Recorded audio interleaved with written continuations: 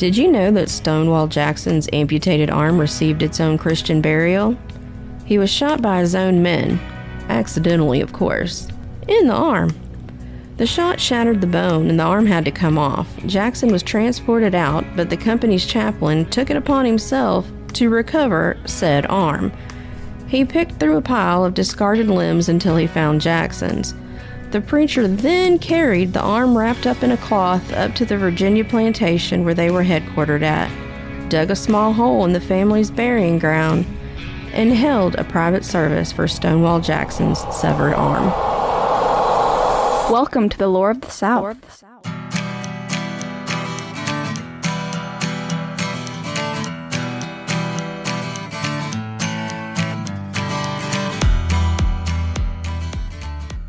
Follow the show on social media to keep up with what's going on and to see pics that go along with each episode. Search for Lore of the South on TikTok, YouTube, Instagram, and Facebook. Welcome back to Lore of the South with me, Kelly Cruz. How the heck are y'all doing? 2 in a row, y'all, but let's not jinx it. Everybody's kids back in school? We don't have any little more cruises anymore. And we have some years before we'll have any grandkids. Ages and stages, y'all. It's been a long summer. We've had tragedies family-wise and country-wise. My mom and I, we did manage a trip to Europe for a week. We went to Germany, France, and Switzerland. We had 2 days in each place, and y'all, the amount of peace I felt while sitting on one of my oldest friend's balconies, it felt like a blessing. It was beautiful, the amount of time and work that goes into making life better for everyone and everything. It just was very uplifting to be in the old country. Now, on the other hand, I found out that I'm definitely an American. There's so many rules and regulations.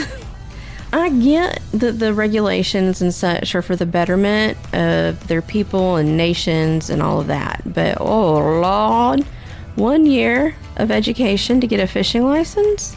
Y'all, the old boys here would be dynamiting the lakes just to show them who knows how to fish. Like, we don't like rules. My Aunt Nelda passed away unexpectedly. She was my mom's older sister and my very first babysitter. So Mom and Haley and I, we flew home to Texas for her service, and that was like just after we got home from Europe that we had to make the flight to Texas. And between her passing and the visit to Copper Hill, I think it's really what's helped me to get back into this. Feels kind of like the stars have aligned, so to speak. It's like I said before, when we lose a person, we lose their story. So y'all talk to your families. Get those family stories, even if it's as basic as your cousin shoving a Red Hot up his nose and getting it stuck. That's a family classic right there, y'all. So I'm doing my best to keep telling y'all these stories so that we don't forget our histories. And let's dig up some history-making news.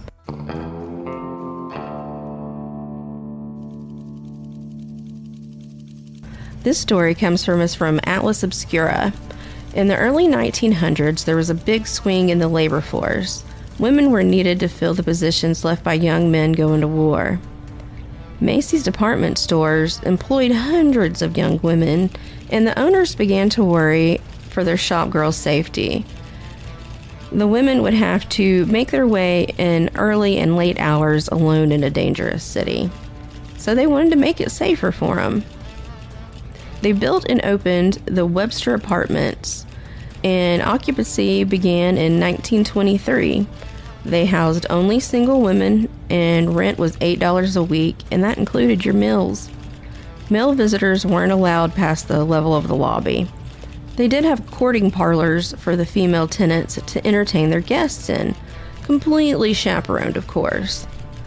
The Webster Apartments are still there, and they still house women only today. And the housing is also income-based, and they don't allow any men past the first floor. Today we're venturing not too far from home, just up the road to St. Simon's Island. We've passed this locale several times while traveling. It's a gorgeous spot and a little mysterious. There are several old smokestacks visible on the property, and the old house that used to be standing on the property was a 1920s antebellum style house. After the fire in 2024, it's nothing but a remnant now. But we're going back to before this place was even built, back to pre-Civil War. Welcome to episode 87, Buttler Island, Georgia.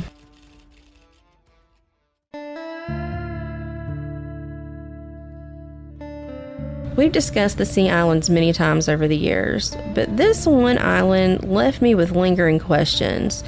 There wasn't more than a history marker, and then purely by accident, something about the old place came across a show on HBO. The show was Abandoned Places, in case y'all want to go look it up. So let's dive into the family who's responsible for the largest liquidation sale of human beings and one of the first abolitionist diaries ever published. Lots of contradictions in this one. So you'll know the location, so let's talk about the first butler to own Buttler Island and several more plantations over on St. Simon's as well. What I learned about the Sea Island plantation surprised me a bit. Many of the owners chose to reside in the northern free states, while leaving hundreds of enslaved in the hands of angry, if not full-on evil, white overseers. And the northern planters, they just raked in the profits, all the while pretending it was all unicorns and rainbows for the men, women, and children that were held in bondage. So meet Major Pierce Buttler. He was Anglo-Irish, meaning his people were some of the English that invaded Ireland and basically committed a genocide against the Irish so that they could expand their own territories. Well, he was born July 11th in 1744 in County Carlow. He came to the U.S. colonies in 1758 as a British officer. After he resigned his commission in 1773, he and his wife settled in Charleston, South Carolina. And for the most part, the South had been fairly removed from the Revolutionary War. But by 1778, King George III, he was meeting with his war ministers, and they made plans to focus the brunt of the army to the South, where there were more loyalists to the crown lived. They hoped to turn the colonists fully on each other in hopes to defeat the uprising of supposed freedom. Because at this point in the war, Washington's Continentals to the north were facing a Mexican standoff. Neither side was advancing. So the British began their campaign with Georgia, with Savannah being her main port. Savannah was lost to the British in December of 1778. The local militias were no match for Britain's professional army. 2 years later, Charleston falls to England as well. And this is when Pierce's former military training was going to come in handy. He, along with Nathaniel Greene, Horatio Gates, Thomas Sumter, he would be linked to other heroes as well, such as like the Swamp Fox. If you're not aware of who the Swamp Fox is, if you've seen The Patriot with Mel Gibson, that story is based loosely on him. And the Swamp Fox, he needs to be his own episode. But back to Major Pierce Buttler. So these fellas, they figured that traditional warfare wasn't going to work against the strongest army in the world, so they turned to guerrilla tactics, sneak attacks on posts and provisions and soldiers on the march. Buttler helped fund the Southern opposition to the Redcoats, and because of him being a former ranking British officer, that put a big old target on his back. But he was never captured. He had a few close misses, but those Southern patriots finally succeeded. I think they just plain wore the English out. Those troops were not used to these war games of hide and seek, especially in some of the most inhospitable country known.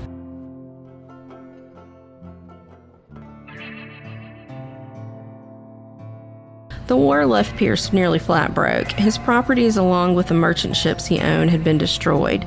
So he traveled to Europe to try to establish new trade markets and to secure loans to rebuild his wealth. While there, he did do a bit of a service for his new American brethren. He, like many of the nation's leaders after the war, all converted from the Church of England to its new rebranded American half-sibling, the Episcopal Church. Buttler was instrumental in bringing church leaders over from Scotland to keep the meeting houses going so that the citizens of the brand new country had all of their spiritual needs met. Towards the end of 1785, Buttler returns to the U.S. He became an advocate for the former Loyalists and Patriots to unite, arguing that even Loyalists deserved equal representation. He was asked and went to the Constitutional Convention of 1787. He was for the president to be the ultimate head of state with the ability to declare war with no say-so from the House or Senate. He argued that the slave population needed to be counted as a whole and not just that 3/5 business that we ended up with. He also pushed for the Fugitive Slave Clause, which declared that the owner had supreme rights to his property, even if they escaped to a free territory. So y'all don't get it twisted. He wasn't a good guy. He worked tirelessly while drawing up the laws of the nation to make sure that his planter class would stay on top for decades to come. From the late 1790s to the first decade of the 1800s, he held terms at both federal and state level. But he made both his proponents and opponents uncomfortable with how changing his alliances were. He declared himself a Federalist, then a Democratic Republican, and then finally an Independent. In 1790, after his wife's passing, he sold off all of his South Carolina holdings and moved out to the Georgia Sea Islands, founding plantations on both St. Simons and Buttler Islands, named for himself, of course. Now, this little tidbit made me giggle a bit, because, y'all, I cannot stand Alexander Hamilton. He was an elitist and wanted the U.S. to operate on a class system. Anyways, yeah, so if it's possible to hold a historical grudge, I have a huge one for freaking Alexander Hamilton. Okay, so if you know the story about Alexander Hamilton, he and Aaron Burr went to school together. They were really good friends. Then they became political opponents, and one thing leads to another, and Aaron Burr's a better shot. Let's just say that. So Aaron Burr is on the run. He is a hunted man at this point in time. Well, our old Major Pierce, he let Aaron Burr hide out at one of his places down on St. Simons after the infamous duel. By 1805, Buttler took up residence in his Philadelphia home and left the running of his Sea Island holdings to his overseer, Roswell King. And he was known as a driver, y'all. He worked the enslaved worse than animals. He'd work them slapped to death. If the mosquitoes didn't get you, the overseer would. And let me tell you, that guy went on to have a town named after him, and he operated one of the largest cotton gins in the state of Georgia. Pierce Buttler passed away on February 15, 1822, at the ripe old age of 77. And before we move on to his grandsons that inherited the Sea Island holdings, I want to share a quote from Pierce Buttler with y'all. And he made this comment about the founding of the USA, and to me, it still holds true to this day, and we are going through it. And so I'm summarizing because he was using some old-timey speak. Our system is little better than an experiment. Much must depend on the morals and the manners of the people at large. So y'all, in other words, this country is only as good as the people who make it up. That one's kind of a thinker, isn't it? After his death, things got complicated. He had planned on leaving all of his holdings to his eldest grandson, who carried his name, but the boy passed. So Buttler left the land to his only married daughter's remaining 3 sons, with the stipulation that they adopt his surname. 2 of the 3 boys did just that. The oldest of the 3, he passed away from dysentery during the Mexican-American War. His wife, Gabriella, would go on to stay at the Southern Estates until her death in 1863.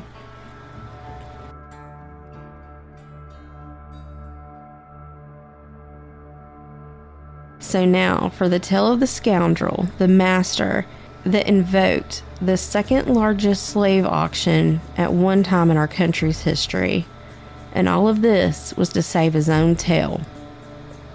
Pierce Meese Buttler. What I have gathered about this dastardly dude was that he was the product of generational wealth. He was the opposite of his grandfather, who had never missed an opportunity. Pierce Meese was a dandy. He was there to represent the work of others, not to do the actual work himself. He was what his grandfather had tried to rid America of, an aristocracy. Now, his wild and frivolous ways, they caught the attention of one Fanny Kimball. She came from a family of English actors who were currently touring the States. The pair married June 7, 1834. Two daughters soon joined the family. Fanny and the girls resided full-time in Philadelphia, while Pierce Meese would frequently travel south to inspect his southern holdings, always refusing to take Fanny and the girls along. Fanny being born in England, she was a very strong abolitionist, and she was not okay with slavery, but she still saw fit to marry a slave owner. Pierce Meese worked on Fanny over the years, explaining to her how slavery was really doing the Africans a service. They're as simple as a child, is how he would explain it to Fanny. So Fanny, in return, she worked on Pierce for a little while, trying to convince him to show her how well treated these children actually were. So Pierce finally relented, and he took his family south to stay on Buttler Island the winter of 1838 to 1839. All the while there, Fanny kept a diary of what she saw during her everyday life as the mistress of 3 Sea Island plantations. She describes in detail the living conditions were like. She was stunned by the number of mixed-race slaves, and she even confronted her husband over it. His response was, "The females here are easy to access." Fanny was not happy with any of the truths she found. She made plans to publish her journal, but Pierce caught wind of this and threatened to withhold contact with the couple's daughters, so she didn't publish. But his shenanigans continued. His mismanagement of his inheritance, and his being a slave owner and unfaithful to boot, it was all too much for Fanny, and she returned to England in 1845. Pierce Meese, he filed for divorce. She didn't see her daughters again until they were 21, and by then their father had firmly turned them Southern sympathizers, well, more so one than the other. By 1859, Pierce Meese Buttler was completely broke, and the debt collectors were calling. He was more than $700,000 in debt, and y'all know I like to see what that is in today's money. So just over $27 million in debt.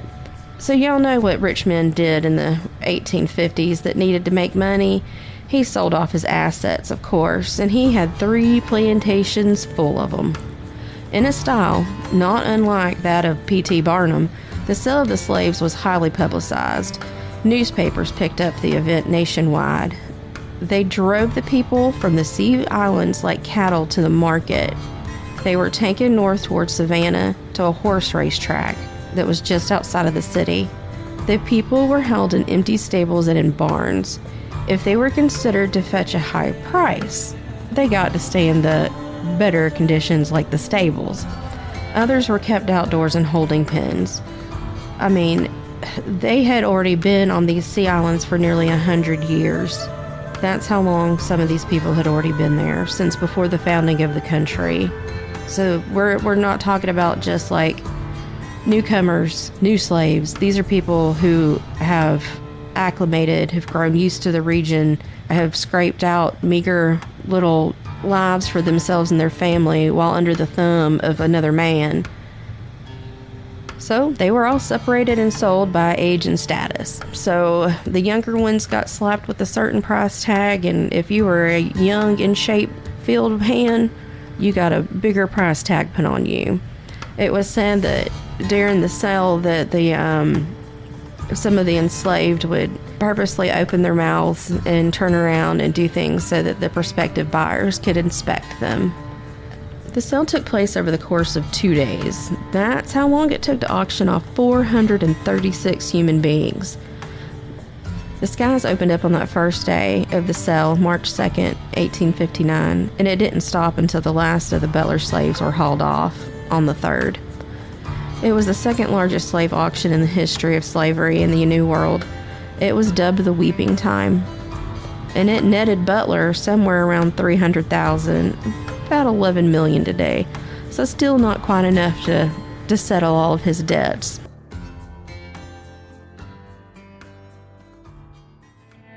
So here we are in 1858, right after the sale of his people, and we've got the Civil War knocking on the door. And y'all guess what old Pierce Meese did? What most Yankee planters did. He went back north to their safe homes to wait out the war. He was briefly imprisoned for treason, though, against the United States for about a month from August to September of 1861. His ex-wife, Fanny, also goes ahead and publishes that journal she'd been sitting on. In 1863, she published Journal of a Residence on a Georgian Plantation. She had resisted publication to protect her children, but when she saw her fellow Brits were being sympathetic to the South, she felt that she needed to set the record straight and really let people know that these weren't simple children. These were actually human beings that were being held against their will.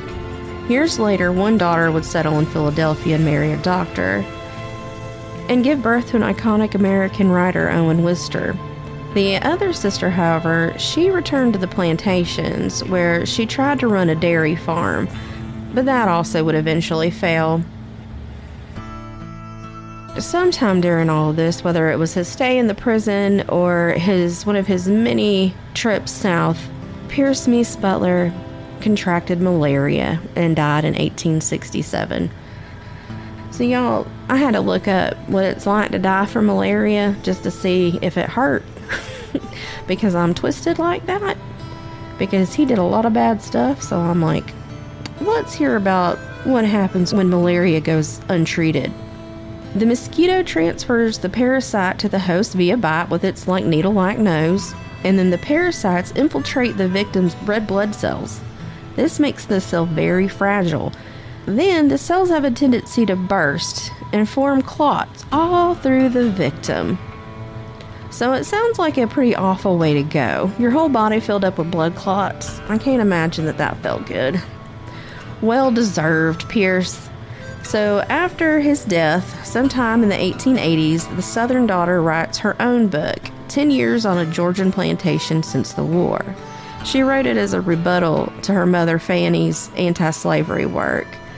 The old plantations failed bit by bit until the last Buttler sold off what was left in 1923 to a private buyer, who used it as a winter retreat. Alright, y'all, side notes. Where to start?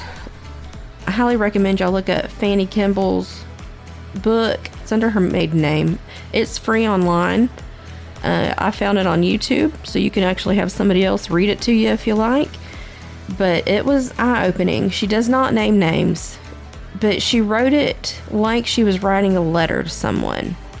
This is how the storytelling takes place. It's like she's writing a letter to a friend. So, we look at history through a lens, but hearing her words will tell a better story of the enslaved people that she wanted to be free. So give it a listen. I'll post a link to it. They had several books that were put together after post-Civil War, and it was interviews with ex-slaves. Those were also quite interesting, and in how different their perspectives were, where you had kind of the Stockholm Syndrome mindset, kind of like how people's attitudes towards the mining companies would have been. I owe you a living. You're the reason we're here. You're the reason we have everything. So some sounded beholding to their former masters. And then others, they let it rip, y'all. I'm thankful that whoever had that idea to do it did it, because that's very valuable information for us today to have. But good old Fanny, she lived to the ripe old age of 83 after having a long career as an actress and a successful writer. The racetrack, y'all, where the Weeping Time occurred is currently up for sale, and I really don't know much more than that it's up for sale right now. I'm not sure who the potential buyers are or anything like that. But hopefully they make the right decision and make that a memorial, honestly, is what it needs to be. The antebellum style home that occupied Buttler Island that was built in the 1920s, it was destroyed by arson in June of 2024. And so now all that's left there is a couple of historical markers and a couple of the old smokestacks left behind. It was like a factory to help process the rice that they grew there. The old 1923 house, it was abandoned and left to ruin. And that's what I really hope they handle the racetrack sale with a lot more care. Oh, and here, this was a funny little interesting tidbit about the great-granddaughter of Major Buttler. Her son, Owen Wister, he was famous for writing The Virginian. Well, he was close friends to Teddy Roosevelt. And Wister loved to tell a story about how Teddy's only complaints about his storytelling was that Owen had a tendency to always make the Southerner the bad guy. So I thought that one was pretty funny. Alright, time for a few shout outs here. I want to say thanks to my buddy Dudge. He's the one that we went and visited in Europe. Thank you for the history lesson on the church. Really appreciate that, bud. What else? Okay, some recommendations. Here's a few TikTokers I follow for historical content. The first one is Find My Family KL. This creator, he'll find like old photos in thrift stores. Sometimes he'll take names off of graves and then he'll go do record searches on them, and he'll identify the person in the photo and give you some information about their life. It's pretty interesting. Who else to look up? Look up the Culture Muse. She is one of my favorites, and she concentrates on Mediterranean history. So if you're like me and have an obsession with Pompeii and Herculaneum, she will fill in some gaps for you. All right, one more rec, and that is Zeke Darwin. He shares new, sometimes even groundbreaking discoveries in the fields of evolution, prehistory, and ancient humans. And he also throws in a hefty dose of paleontology. So check out those creators, follow them, tell them Lore of the South sent you, and I hope you enjoy them. Follow us on social media. I post pics to go along with every episode. Facebook, TikTok, Instagram. Producer Mike, he likes to put little TikTok videos together as previews for upcoming podcasts, so follow us there. And if you prefer to get your podcasts on YouTube, our audio is also available there. If you want to get in contact, you can email the show at loreofthesouth@gmail.com. Well, I guess with that, we'll talk to y'all on the next episode of Lore of the South. Want to get in touch, got a show idea, or just want to say hello? Email the show at loreofthesouth@gmail.com.